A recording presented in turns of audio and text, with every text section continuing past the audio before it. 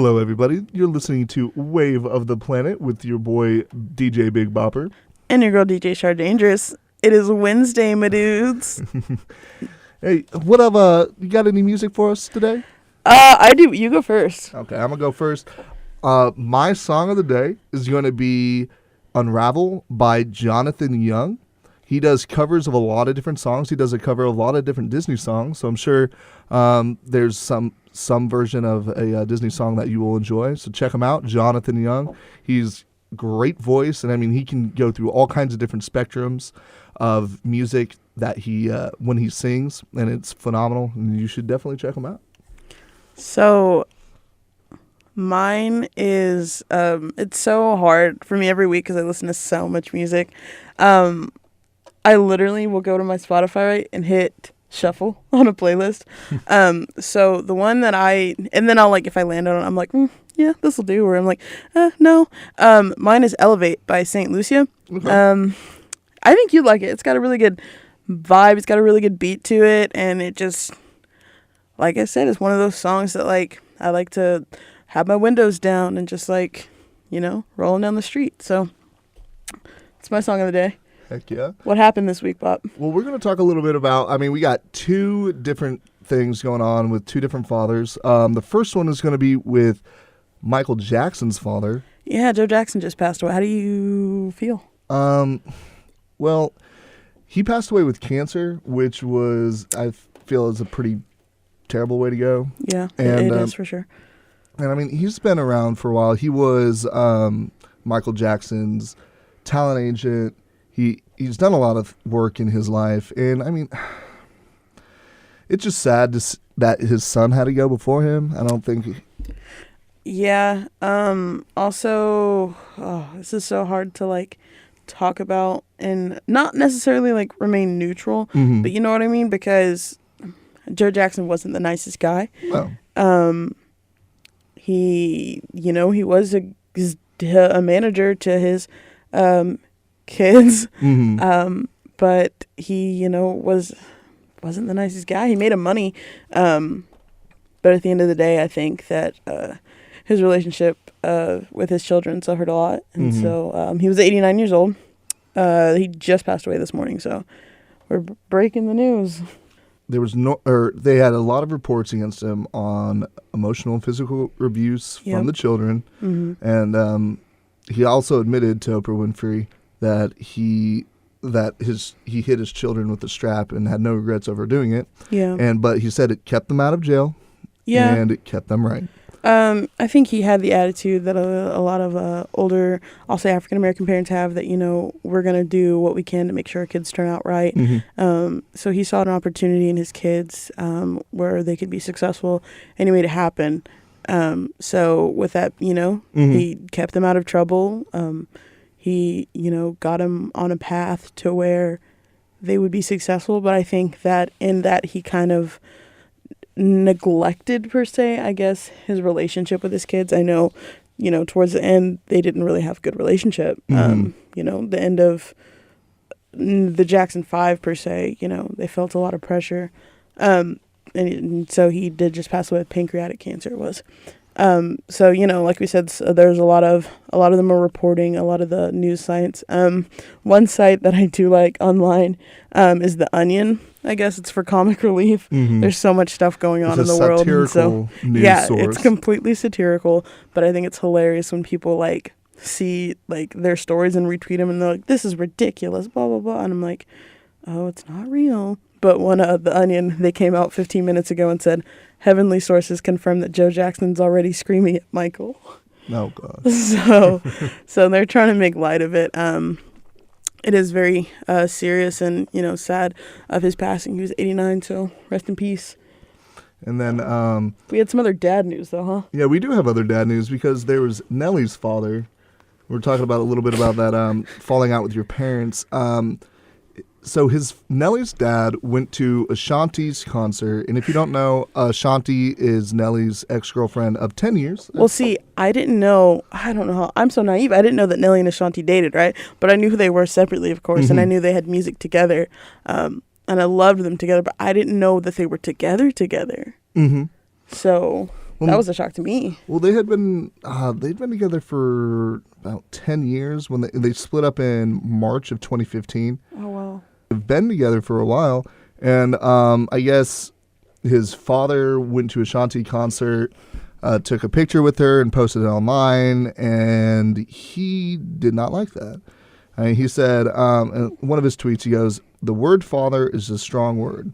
Something I never knew anything about as a child because mine never did what he had to do, only what he wanted." And he goes, "I hope it was worth it, Pops. I'm done with you. No more money from me. Let them pay your bills." Oh, wow. So he literally just, he he literally just like, Dad, you had to choose sides and you chose the wrong one. So I'm trying to figure out, like, pay your bills. He's trying to say Ashanti pay for. Yeah, I think so. I think he's trying to say like that Ashanti should pay his bills now because evidently he was taking care of his dad and paying all the bills and stuff. Like, I don't know. To me, that's just shady. But then again, maybe they had like a really bad breakup. I guess it was really Ashanti said that she's been betrayed. So maybe they, had a really bad breakup and Nelly was like, well, he can't choose sides anymore, and he started choosing sides. So maybe that's it. Well, one, I don't know why his father was there in the first place. And then two, I don't know why it would be such a huge deal for him to go out on that and just try to his father wasn't there when he was a kid, so, and I guess he tried to reconcile now that he had like money and whatnot, so I guess he pays for a lot of his dad's stuff, so I guess he's just like part of that. Well, that's common, like, for successful just successful people in general. They take care of their parents and stuff like that. Maybe it just hit him the wrong way when he found out. I feel like Nelly also didn't think that his father was much of a father when he was growing up. So Nelly, him and his dad didn't have that very good of a relationship in the beginning. You'd read about that, what he tweeted. He also posted on Instagram, and he said, just because it's your DNA, don't make you a father. Mine never saw me play sports, never taught me anything, never saw me graduate, and I still took care of him for almost 20 years. He never took care of me for half that. Until this day, he still does whatever he wants to do, though. I pay his bills. Well, used to. That's over as of tonight. And then he also, he tweeted again about his mom. And he said, "You don't see my mama. Should have known she would have held it down. She always had a job, came to my game, saw her son graduate, saw me score my first touchdown, bought me my first pair of J's, wiped my tears away when I lost the big game, and taught me how to play sports. Mama's boy." And so he posted that on Instagram and said, "Shout out to all the mamas that had to be fathers for their kids. To my mama who taught me how to catch and play ball, took me to my game, borrowed money to buy me cleats, and stood up and cheered when I walked the stage. I love you, mama. Get it now, totally." I get it now, totally. So I guess he did. Ashanti, like, when she talked about her and Nelly's breakup, she said that she felt betrayed. So I guess now this is him feeling betrayed. So. Well, how I see it, a lot of it is just like his dad was never there for him. It was always his mom, and he just has a lot of this emotions towards it, but he tried to like fix things. He tried to get his dad back in his life. He tried to reconcile with him, and I guess it's just a lot. I don't know if I would consider it like overreacting, because it is just a concert. But I understand, based on how he was raised, like his father was never there, and he was just like, man, why one time, why can't you? Yeah, I think it's like, depending on, like, I feel like him and Ashanti, like, when they came out about their breakup, like, there wasn't much that was said. And so, after their breakup, like, not much was said, but it was just like, betrayal. So I feel like they had kind of like a split, like, and not like a resentment with each other, but like, like they don't talk anymore. They're done. They're splitting off. And so I feel like, his dad going to her concert, like, it's not even just the fact that he went to her concert. He went to her concert, and then he like took pictures with her and like publicized it and stuff like that. He definitely didn't tell Nelly beforehand. Because if he would have told him, Nelly would have been like, I don't know how I feel about this.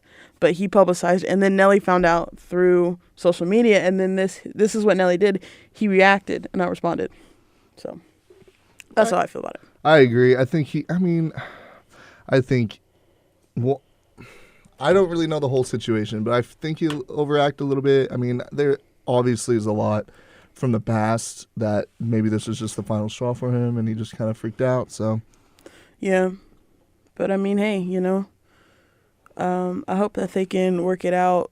Maybe he's not paying his bills anymore, but I hope that he can still keep a relationship with his dad, especially with the passings today. I hope they still maintain a good relationship.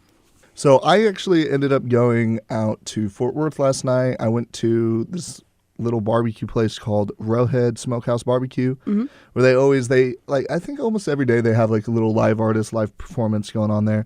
Well, I ended up watching Brandon Ryder and Chance Ray last night, and it was actually not the best performance I've ever seen. Like I've heard some of his music on the albums, on the radio, and it sounds really good. The act before him, which I don't remember their name, the act before him was pretty good. I was eating my barbecue, and it was a pretty good act that they had. And then he came out, and it sounded really bad live. And I don't know about you, but when I watch a concert, like definitely with artists and everything, I don't care how good you sound in studio. If you don't sound good live, I just don't think you're that great of a musician. Okay, see, that's the thing. Yeah. Last week I talked about the AJ concert that I went to and how it was one of the best concerts I've ever been to because live it was so hype. Yeah, that's completely important. And I feel like nowadays especially we have people who are like lip syncing their music and then using auto-tune, which is fine. If that's your brand, that's your brand. But like if you can't make a live performance feel as good to someone as it feels like when you're jamming out in your car, then what's the point? Exactly. It was just like, I mean, like I said, I enjoy his music. I've listened on the radio. I like it. But when it came to live, I was just thoroughly disappointed. And I've only ever been to one other concert. Typically, you don't really see that with rock and country artists. You don't really see them not performing very well live. I mean, there are several. Like, if you ever played Guitar Hero, so you'll know what Through the Fire and Flames is. If you've ever, they cannot play that song live. That's 70% studio. Yeah. Like I've seen videos of that live and it just sounds terrible. And I think me and Lance were talking a couple days ago about like how some music is completely overproduced. And I feel like I know like a lot of artists have the mindset of they want to record this music because they want it to get streamed and this and that. But I think that your end goal should be a concert like or a festival or something that you're going to go and perform this music on. And if you're not in the studio consciously thinking like, okay, this song sounds good, but how is it going to sound when I'm on a stage performing it? And I feel like rap you don't have that much of a problem with because you've got the instrumental tracks. So you're fine there. But yeah, with like rock and country, I feel like you have to consciously think about that. Well, it just doesn't make sense to me. Like, yes, you said overproducing. They overproduce it, and it's to the point it was like, how could we recreate this live? It's just not really possible. I mean, like you said, some rappers, it's mostly instrumental in the background. But I mean, if they're huge auto-tune or they do a lot of voice manipulation in a lot of their songs in studio, it's very hard to recreate that live. You can get an auto-tune mic, but other than that, like, it may not sound the same. And, there are those rap shows that aren't as good as, like, listening. I feel like in my mind, I'm always like, if I listen to a song, I'm like, this is a good song. This is a really cool song. I want to hear this in concert. And I want it to sound better, I feel like hearing live music should be better than hearing it recorded. I agree because, well, not only you're there in the moment, you're watching them play, you get to see this, you get to connect with them while they play. One of my favorite bands of all time is Def Leppard, and I saw them live with Kiss. They opened for Kiss, and I've seen them live 4 times now. I'm probably going to see Journey and Def Leppard. Probably going to be on my list to see. I've already seen Journey live. They're phenomenal as well. And I was really psyched for Kiss because I've never seen Kiss. Yeah. I've heard great things about Kiss. I mean, you grow up like they're in the Rock and Roll Hall of Fame. They're all this, like they're a showman. So I was really excited to go there. And Def Leppard sounded phenomenal. They sound studio quality, every time I've seen them sounded so close to studio quality live, it is amazing. They're great artists. They can recreate that craft in the studio as they do out live, and it's awesome. And then Kiss came along. Kiss, while the show was really cool, they didn't sound good at all. You don't think so? No. Do you think it's because of how, I don't want to say age, but like, you know, how fresh the music was back then when it first came out versus now? Going with age, Def Leppard's almost the same age. True. And then their drummer only has one arm, and he still makes it happen. I mean, I wouldn't really... I think from what I'd seen when I'd watched them, they put, like I said, they are showmen. The show was great. Okay, It was a great show. They just didn't sound good. Okay, I get that. I feel like they put a lot of their effort into just visuals. And I mean, Star Child got up on top of the Woodlands Pavilion and then ziplined down. And I'm just like, okay. Yeah. And he's playing the entire time. I was like, that's difficult to do all these things and still sound good live. That's why a lot of like hip hop pop stars, they're running around dancing and doing all kinds of stuff with the mic. They're probably going to be lip syncing. Yeah, they're either lip syncing or have a backtrack to where if they're, you know, not singing, it's... Or if you see a lot of these bands, they go out like for the Super Bowl, like these older bands, they'll go out there and they'll be dancing around and they'll be too out of breath to even sing. It's just like... Okay, so question. When you're at a concert, what do you prefer? Do you prefer a good show or a good sound? Sound. Sound. Period. I mean, I don't care. You could have nothing up on that stage. You could not be running around. You could just be singing and playing, but sitting there on a stool. Yeah, you could, and I would, dude. If it sounds great, that is it for me. 100%. I'm the same because I feel obviously if you can get both. Yeah, obviously, I would prefer them being active. Yeah.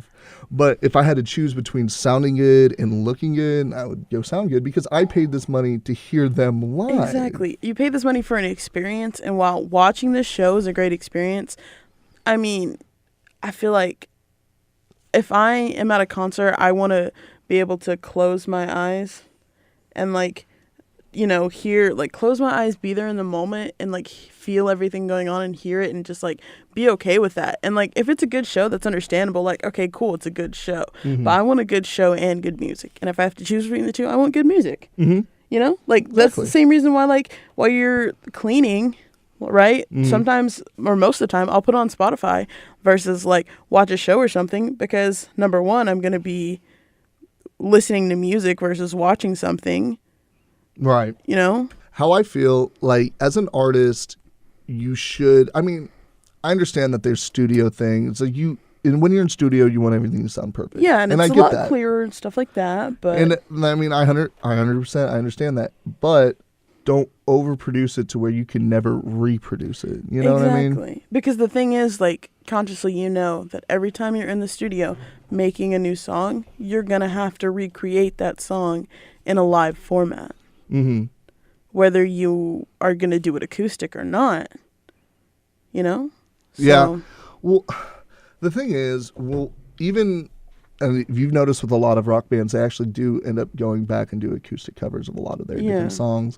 But when I get psyched to hear one of my favorite bands is coming in town or a good band's coming in town, I really want to go listen to their music, and I get really psyched, and I end up going there, and they can't reproduce most of what is on that, and they can only do so much. Like, they can't let's say they have 7 instruments in the background going on in that song, but they only have like 3 out there, and they're missing those elements, and they can't make that everything sound right, and it just...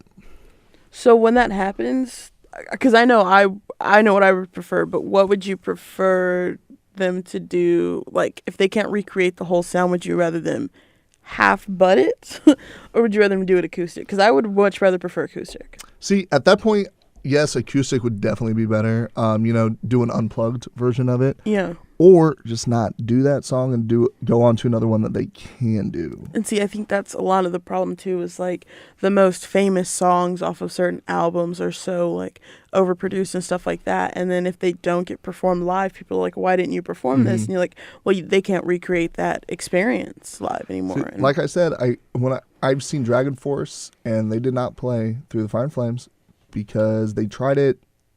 they were doing that tour and they tried it earlier in the tour and they can't do it. Yeah. Because 70% of that sound is from the studio. And Yep. the only way they'd be able to do it is that they put the track behind it, and then that just takes away from the magic and the beauty of the song. So then it's not, live anymore. Exactly. And then it's just, as an audiophile, that's how I see the production. I see the production value of it, but I want to be able to see it live. I want to be able to feel this. I want to be able to hear all these sounds. Like when I saw Buckethead live, he creates some of the craziest sounds with his guitar, but he does it. Yeah. It's him live. It sounded phenomenal. It was amazing. Well, when I went to that AJR concert, I was like, this is like pop synth stuff. Like, how are they going to do that live? He had the keypad right there and he was doing it. And even though that's like, stuff that obviously they recreated that they did in the studio, he was able to recreate that live for an experience. And then it made a part of the experience, and that was a show. But the sound was amazing as well, and I think that's why that was such a great show. See, a lot of those, they use the MIDI keypads, the launch pads, or synthesizers to make a lot of those beats, and it's really cool to see them do that live, and I think it makes it sound really good. But that is something that's really easy to recreate. That is easy to recreate live because you can still have all those sounds. Yeah, because I really thought, honestly, they were just going to have that as a backing track and then just be performing live. But they did it. They created it, and it was amazing. Yeah, I get what you were saying, though, about live concerts. Like, that's my end goal. If I hear, a song from an album, I want to hear it live. And then, so speaking of live music, we got Posty Fest coming up in September. We did talk about a couple rappers that we thought we were going to see there. A couple of them were on the XXL list, and the XXL freshman class came out not too long ago. I think we touched on it last week. Next week we'll go super into depth about it because I think that's when the Cypher will come out. But we did, look at the list. We heard some of the freestyles. Some of them just weren't really what I thought they were going to be. But I'll wait till the Cyphers. I'll wait till the Cypher. Wait till that come out and make my final opinion. Yeah, I'll judge them then. But so me and Bob have decided to make our top XXL list of rappers. Mine's pretty current. I would say it's the rappers from like the last 5 years or so. And so like our top 5, mine are gonna be based lyrically. All of the guys on this list are lyrical geniuses. Hate it or love it. You can hate my picks. You can love my picks, but whatever. You want to go first?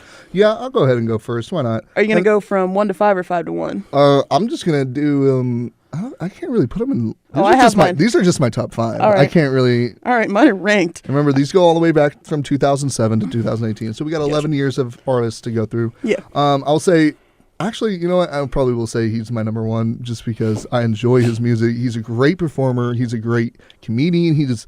I've never not been pleased with whatever he does, and that would I already know who you're talking about, and I've never seen him live, but I want to.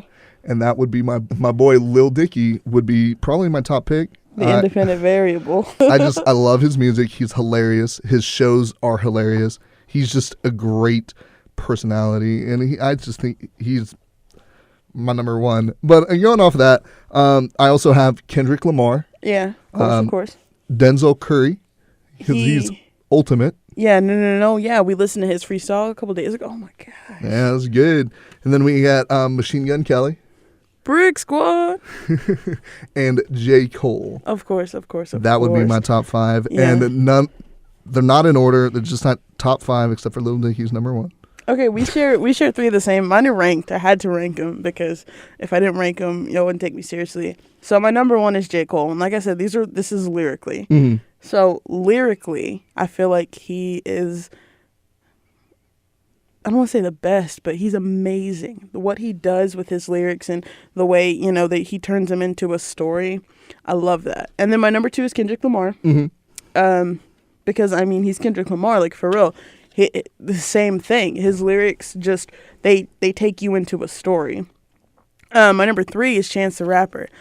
I love Chance the Rapper. He has been making music for longer than a lot of people know, but I love listening to his stuff. I love his transitions, how he can go from the different types of music that he can make, and the different feelings you can elicit from him.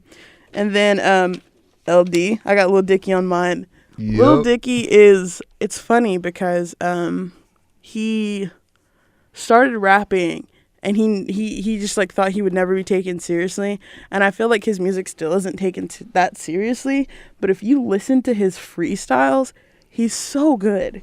He's so good.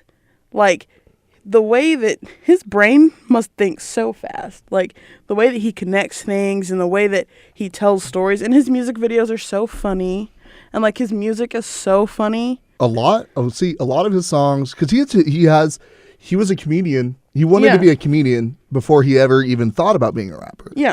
And I think a lot of his songs, he has like his funny ones, and then Yeah. he has like really serious ones Yeah. that really like make you think. And I think one of his, like the biggest one to me that you would kind of tell him that he put a lot of his emotions, like tell him how he felt, his struggle, like how he got to where he is from what he wanted to be, and how he never expected to ever be in the rap game. And that would be his Russell Westbrook on a Farm by Lil Dicky, and it tells everything, and it just compares like how Russell Westbrook, how he came to where he is from farming, Yeah. and how Lil Dicky came to making raps from Yeah. being a comedian, and it gives you everything, and there's so much emotion, and that is one of my favorite songs by him because it's just so raw Yeah. and emotional, and it's just We'll see like his switch up game, because like he has like songs like Professional Rapper, and then like Save That Money. Save That Money is so funny, but it's like serious. He's like talking about how these other rappers stunt, but he doesn't stunt because he doesn't have money for that. He's making his money and he's saving his money. But Save That Money. But then he'll make a serious song like Molly, right? Mm-hmm.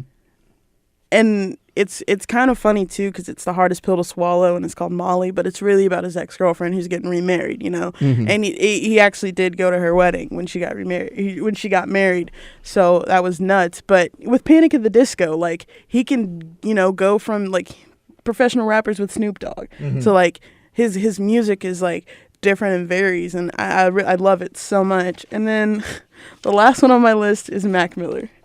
Mm-hmm. He's been out of the game for a while. He just dropped 3 new songs. I think that he was good and he was feeling good and he was a little comfortable. Now him and, you know, Ariana broke up and she's engaged, and I think that he's going through some hurt, which you never want to hear that, you know, you never want to hear that your favorite rapper is going through some Mm-hmm. hurt, but also you're like the little devil on your shoulders, like new music. But Write about your pains. yeah, so, but I really love like listening. I was listening to his old stuff a couple days ago, like when I was in the shower, like Kool-Aid and Frozen Pizza. Like, it's 2-minute songs, and I hate songs that are less than 3 minutes. I hate songs that are less than 3 minutes and 30 seconds usually. But like that song's like 2.5 minutes long, and I just get into it every time. Or like Donald Trump, that's a good song too. Like Donald Trump. And it like I don't know.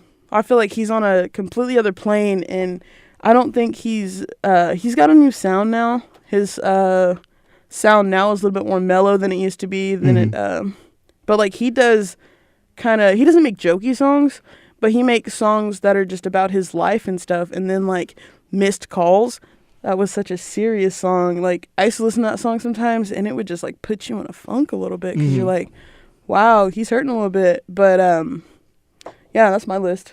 Well, see, you were talking about how Lil Dicky, he can go from, he has all these different sounds, and I feel the same with Post Malone. Yeah. That's Yeah. why I want them both to be a Posty first. I do too. Oh, that would be Because I feel like dope. they both have such great range of what they Yeah. can do. Like, I would love Yeah. to see a collab between Lil Dicky and Post Malone. I would too, and I feel like Post Malone may be starting to venture into like, I think he's gonna end up doing country music. Oh, well, that's what he wanted to do in the first Yeah. place. So I do feel like, well, even if he doesn't just switch genres to country, he will have a country album. Oh, eventually. absolutely. I think that maybe I don't know. This might be his last hip hop album for a while. Mhm. I think that his We'll next see. album might be a little poppier, as a transition to country, or he might just drop a country album. But I know, Regardless, I'm looking forward to it. 'Cause I me love too. Post Malone. me too. And it's just like, he Well, can see- do so much, and he has such Yeah. good kind of music. And it's not just like one kind of style. The fact that he can branch out Yeah. and do multiple different things, and it's always enjoyable. Well, see, like Beer Bongs and Bentleys and Stoney, those were both like hip hop albums, but he had songs on there that were a little bit more poppy, and he had some other songs that were a little bit slower. So we always end up talking about Post Malone at the end. You notice that? He's a good dude. He's a local dude. He's from Fort Worth, I believe. He went so. to TCC, Tarrant Community College, and he's also in one of their, or at least he was at one point on one of their videos for TCC. I mean, that's what we had this week. Sorry, it's short, but I mean, man, So we got all that coming up on Wave of the Planet next week. Hopefully they will have dropped their ciphers so we can go a little bit more in depth on our XXL freshman class of 2018. Big audition. If you enjoyed the show, please rate, review, and subscribe for updates when new episodes drop. And follow our station on Twitter and on Facebook at The Planet 107 to see everything going on at Tarleton Radio.